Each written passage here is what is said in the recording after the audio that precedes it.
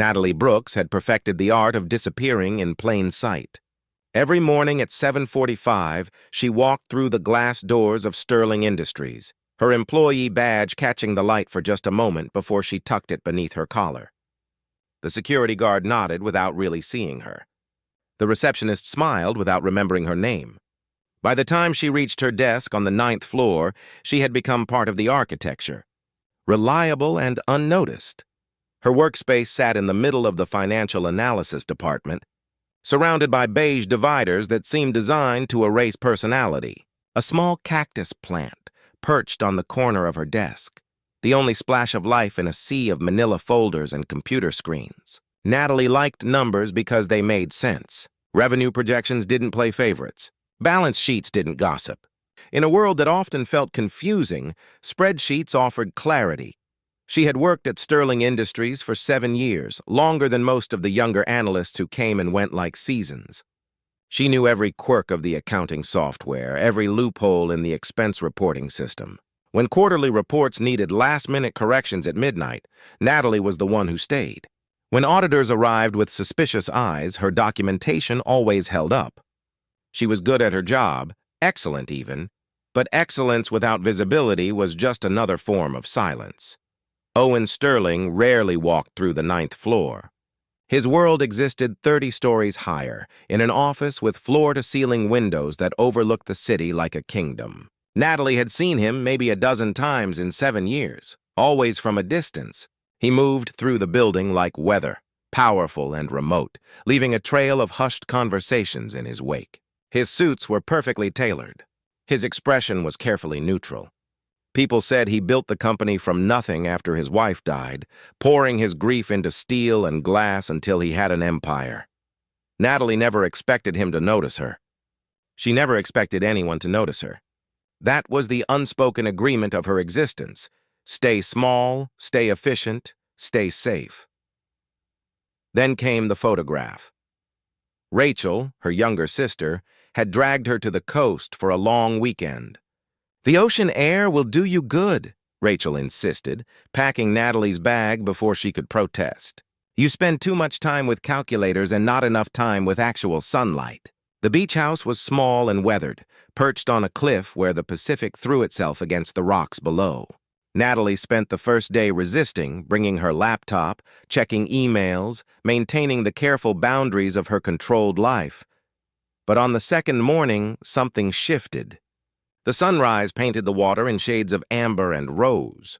Rachel handed her a cup of coffee and said nothing, just sat beside her on the wooden deck. The warmth of the mug seeped into Natalie's palms. The wind carried the smell of salt and possibility. For the first time in months, maybe years, she let herself simply exist without purpose or productivity. Rachel captured the moment without asking. Natalie stood at the edge of the deck, coffee cup cradled in both hands, her hair loose and uncombed, wearing an old sweater that had seen better days. The golden light caught her profile, softening the lines of worry that usually creased her forehead. She looked peaceful, unguarded, like someone who had just remembered how to breathe. The photo appeared on social media that evening with a simple caption. "Sometimes the best thing you can do is just be." Rachel tagged Natalie without thinking. Within hours, friends and distant acquaintances had liked and shared it. The algorithm, that mysterious force that governs modern visibility, decided the image deserved a wider audience. Owen Sterling saw it on a Tuesday morning while drinking his second espresso. He scrolled through his feed mechanically, a habit born from the need to appear engaged with the world even when he felt disconnected from it. The photograph stopped him mid-swipe. He didn't recognize the woman at first, just noticed the quality of light, the genuine calm in her posture. Then he read the name tag beneath the image. Natalie Brooks. He knew that name. Financial analysis, 9th floor, impeccable reports, never missed a deadline. But this woman in the photo looked nothing like the name on the departmental roster. This woman looked alive in a way that fluorescent office lighting could never capture. He zoomed in, studying the soft focus background, the way her fingers wrapped around the mug, the small smile playing at the corner of her mouth. Something in his chest tightened, an unfamiliar sensation that felt almost like longing.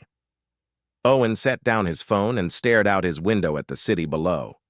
He had built this company as a monument to survival, to the idea that if he worked hard enough, controlled enough variables, managed enough risk, he could keep loss at bay. After Victoria died, he had made a choice to live in the shallow end of feeling. Grief was an ocean, and he refused to drown in it. But this photograph, this stranger who was not quite a stranger, reminded him of something he had forgotten. There was a difference between surviving and living. That afternoon, Owen found himself walking through the 9th floor for the first time in months. He told himself it was a routine check, a way to stay connected with the teams that made the company function. But his eyes scanned the cubicles with purpose, searching for a woman with calm eyes and uncombed hair.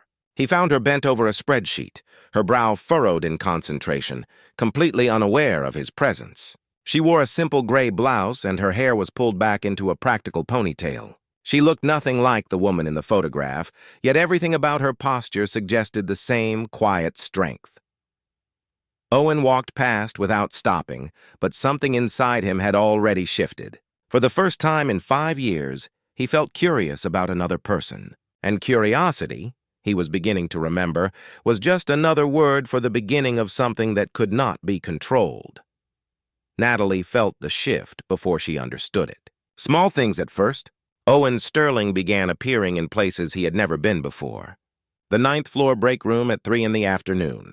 The parking garage at closing time, the hallway outside the conference room where she presented monthly analysis reports. He never approached her directly, but his presence created a gravity she could not ignore. When their eyes met across a crowded elevator, something electric passed between them, a recognition that went beyond professional courtesy. She told herself it meant nothing. Men like Owen Sterling did not notice women like her. He lived in a world of corporate jets and penthouse suites. She lived in a modest apartment where the radiator clanged in winter and the neighbors argued through thin walls. The photograph had been a fluke, a momentary glimpse of someone she rarely allowed herself to be. That woman by the ocean was not real. This woman, surrounded by spreadsheets and fluorescent lights, was the truth. But Owen kept appearing. And each time, the air between them grew heavier with unspoken questions. The discovery. 3 weeks after the photograph went viral, Natalie was reviewing the quarterly projections for the Riverside Development Project. Sterling Industries had invested $40 million into transforming an old industrial district into mixed-use housing. The project had been Owen's personal priority, a way to create affordable living spaces in a city where rent was crushing ordinary families. He had spoken about it at the last company meeting, his voice carrying a rare warmth when he described the community gardens and playgrounds planned for the development. Natalie pulled up the expense reports, cross-referencing them with the architectural plans. At first glance, everything appeared correct, but she had learned to trust the small inconsistencies that others overlooked. A line item caught her attention. Construction materials, subcontractor fees, permit costs. The numbers were slightly elevated, not dramatically, just enough to slip past a casual audit. She dug deeper, opening archived files and comparing them with current projections.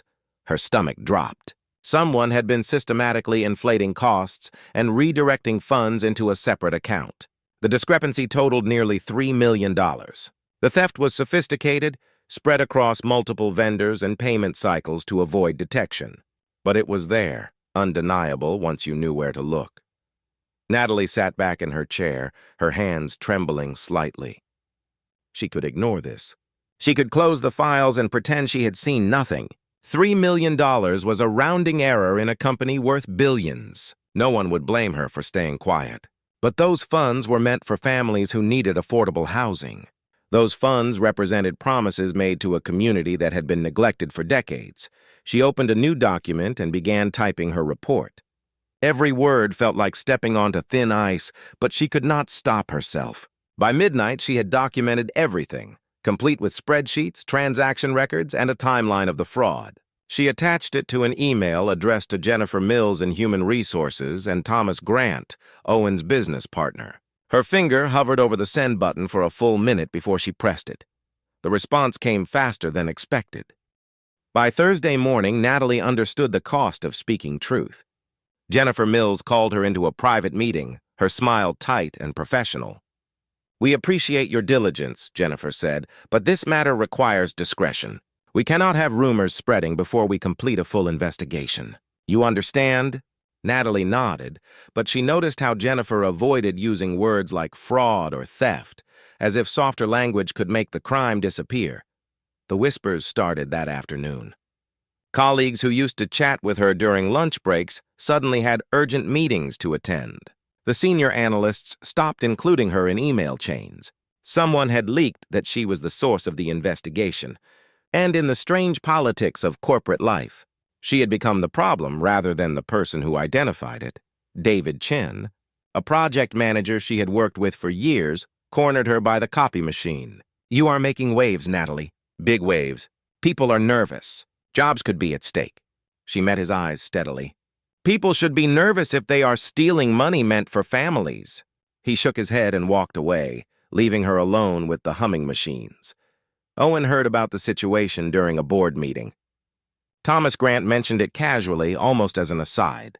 One of the financial analysts flagged some irregularities in the Riverside accounts. "We are handling it internally." Owen felt his attention sharpen. "Which analyst?" Thomas glanced at his notes. "Natalie Brooks." The name landed in Owen's chest like a stone dropping into still water, creating ripples he could not control. "What kind of irregularities?" "Potential misallocation of funds." "Nothing confirmed yet. We are keeping it quiet to avoid panic." Owen excused himself from the meeting early. He walked to the 9th floor, ignoring the surprised looks from employees who rarely saw him outside the executive suites. He found Natalie at her desk, her shoulders curved inward as if she was trying to make herself even smaller than usual. She looked up when his shadow fell across her workspace, and for a moment, neither of them spoke. "I heard about your report," Owen said quietly. Natalie stood, her chin lifting slightly. "I did what was required, Mr. Sterling." He shook his head. "Call me Owen, and I know what you did." "I want to thank you." Her eyes widened in surprise. Most people would have looked the other way. She swallowed hard. The money was for families. Someone needed to speak up. He studied her face, seeing past the professional mask to the woman who stood alone on a deck with morning light in her hair. "You are braver than you know." The gala, the Sterling Foundation Charity Gala, arrived on a cool autumn evening. Natalie had not planned to attend. These events were for executives and major donors, people who moved through the world with confidence and champagne glasses. But Jennifer Mills personally delivered an invitation to her desk. "The foundation would like you to be there. Your work on the Riverside project deserves recognition." Natalie understood it for what it was, a public relations move to show that the company valued integrity. Still, she accepted. Rachel insisted on taking her shopping, pulling her into boutiques that smelled of expensive perfume and possibility. They found a deep blue dress that fit perfectly, simple but elegant. When Natalie looked at herself in the mirror, she barely recognized the woman staring back. The ballroom glittered with crystal and candlelight. Natalie stood near the edge of the room, clutching a glass of wine she had no intention of drinking. She watched Owen across the crowded space. He wore a black tuxedo that made him look like he belonged in old movies, elegant and untouchable. A circle of admirers surrounded him, laughing at his stories, competing for his attention. Then his eyes found hers. The room seemed to narrow until only the two of them existed. He excused himself from his group and walked toward her, moving with deliberate purpose. Every step felt like a promise. When he reached her, he did not smile or offer practiced small talk. Instead, he simply said, "Dance with me." It was not a question. Natalie set down her wine glass and placed her hand in his.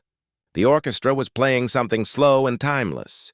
Owen led her to the dance floor, his hand settling on the small of her back with careful respect. They moved together in silence, their bodies finding an unexpected rhythm. "I have been thinking about that photograph," Owen said softly. "The one by the ocean." Natalie looked up at him, her heart racing. "What about it?" "You looked free, like you had permission to exist without apologizing for it." His voice carried a weight that had nothing to do with the words themselves. "I have not felt that way in 5 years. Not since Victoria died." Natalie felt her breath catch. "I am sorry for your loss." He shook his head. "Everyone is sorry. But no one understands what it means to choose numbness over feeling. To build walls so high that nothing can hurt you, but nothing can reach you either. His eyes searched hers. Then I saw your picture, and I remembered what it felt like to want something beyond survival. The music swelled around them. Other couples swayed nearby, lost in their own worlds. But Natalie felt like she and Owen existed in a separate space, a bubble where honesty was possible. "What do you want?" she whispered. He pulled her slightly closer, not enough to cross any lines, but enough that she could feel the warmth of him. "I want to remember how to live, and I think you might be able to show me how." Natalie did not know what to say. Part of her wanted to run, to retreat to the safety of invisibility. But another part, the part that had stood on a deck with sunrise in her eyes, wanted to stay, to see what might grow in the space between loneliness and connection. So she did the bravest thing she had done in years. She rested her head against his shoulder and kept dancing, letting the music carry them toward whatever came next. Monday morning arrived with the kind of silence that precedes storms. Natalie sat at her desk, staring at an email that had arrived over the weekend. The subject line read, "Departmental Restructuring." Her name appeared on a list of employees being transferred to different divisions. Financial analysis to archives management. It was a demotion disguised as reorganization, a quiet punishment for speaking truth. She read the email 3 times, each word settling into her chest like stones. Archives management meant basement offices with no windows, filing old records that nobody would ever read again. It meant being buried alive in a place where her skills would slowly atrophy until she became exactly what they wanted her to be, silent and forgotten.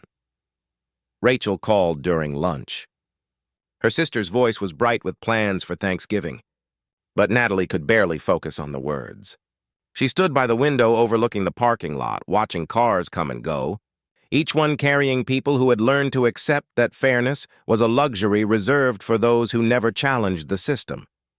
"I think I need to leave," Natalie said suddenly, interrupting Rachel mid-sentence. "The company. I think I need to resign." Rachel was quiet for a moment. "Because of what you reported?" "Because staying means becoming smaller and smaller until I disappear completely."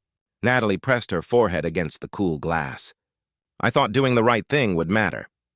But it just made me a target." Her sister's response was gentle but firm. "You are not a target, Nat. You are a mirror, and some people hate looking at their reflection."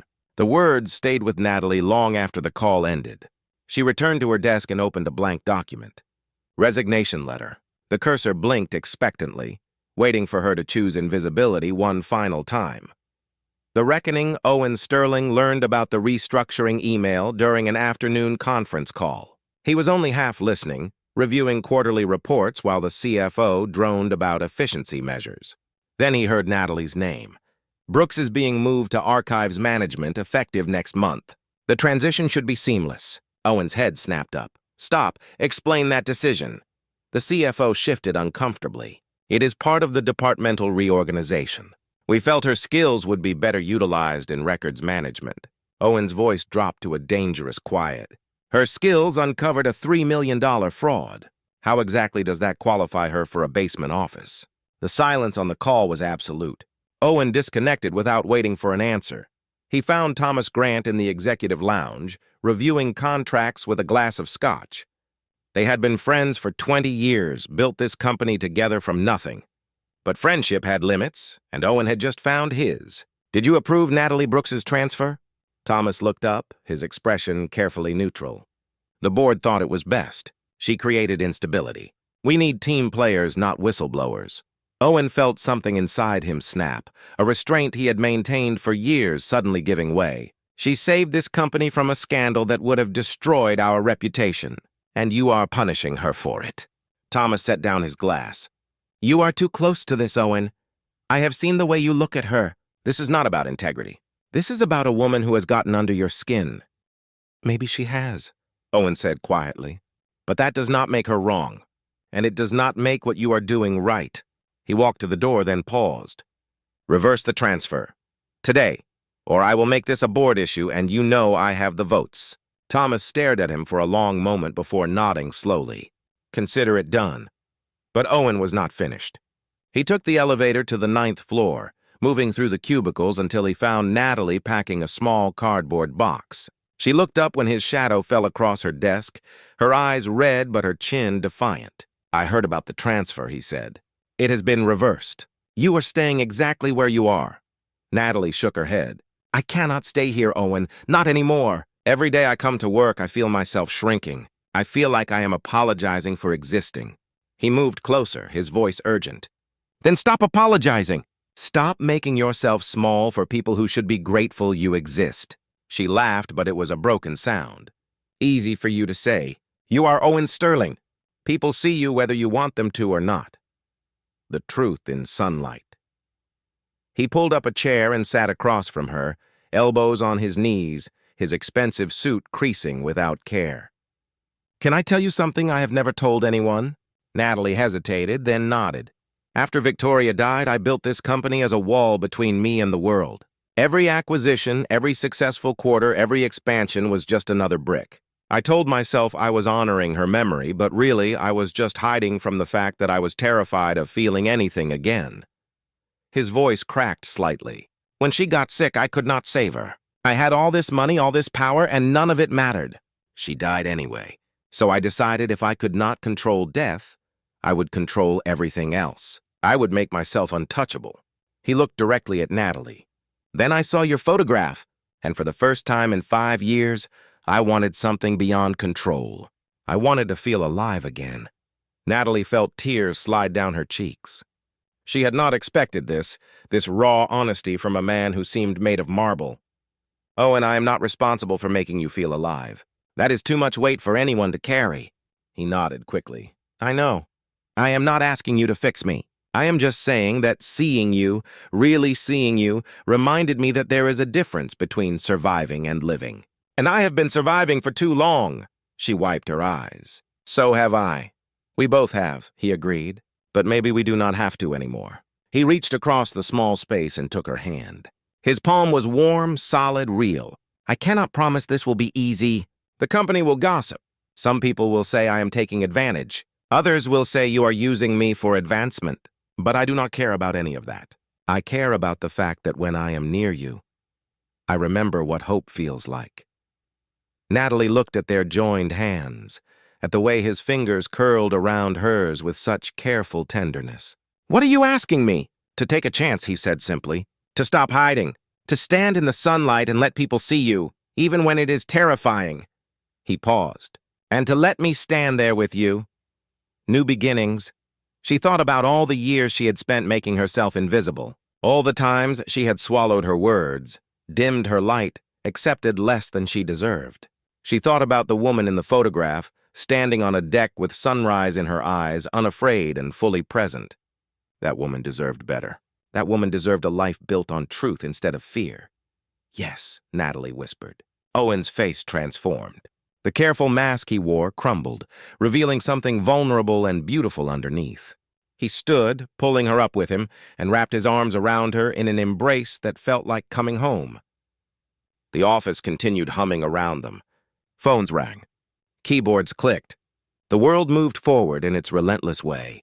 But in that moment, two people who had spent years hiding finally chose to be seen. 3 months later, Natalie stood in the Riverside Development Community Center, surrounded by families moving into their new homes. Children ran through hallways that smelled of fresh paint. Parents thanked her for fighting to protect the funding that made their dreams possible. Owen stood beside her, his hand resting gently on the small of her back, a gesture of support and partnership. The late afternoon sun streamed through the windows, painting everything in shades of gold. Natalie looked at Owen and saw not a millionaire or a CEO, but simply a man who had learned to live again. He looked at her and saw not an employee or a number on a spreadsheet, but a woman who had taught him that healing was not betrayal, and that loving again did not dishonor the past. Sometimes the most powerful transformations begin with a single photograph. A moment of unguarded truth that reminds us we are more than our fears, more than our losses, more than the small boxes we build around ourselves. We are capable of being seen. We are worthy of love. We are allowed to step into sunlight and let it warm us, even after the longest winters. And sometimes all it takes is one person brave enough to reach out and another brave enough to reach back. Together, they discover that the light they were searching for was inside them all along, just waiting for permission to shine. The end.